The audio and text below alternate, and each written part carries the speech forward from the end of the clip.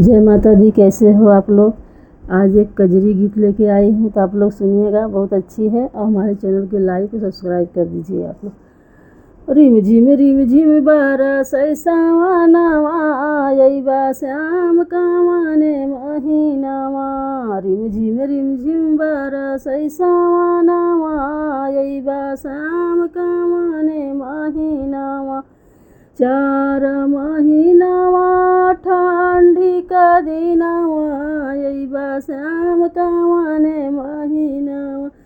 थर थर थर थर कापै मोरी नयनवा अइबा श्याम कामने महीनावा। थर थर थर थर कापै मोरी नयनवा अइबा श्याम कामने महीनावा।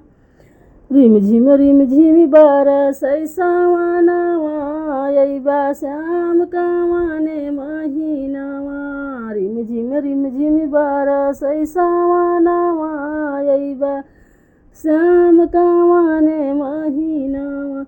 4 महीनावा गरमी का दिनवा अइबा श्याम कामने महीनावा। टप टप टप टप टप कई पसीनावा अइबा श्याम कामने महीनावा।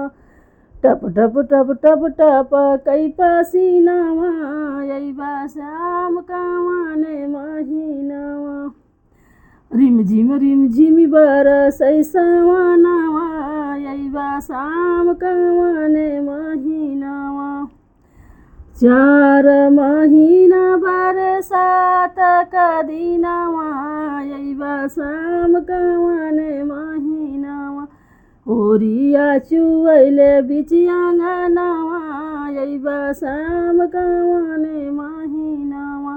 होरिया चुवैले बिच आंगनवा अइबा श्याम कामने महीनावा। रिम झिम बरस सावनवा अइबा श्याम कामने महीनावा।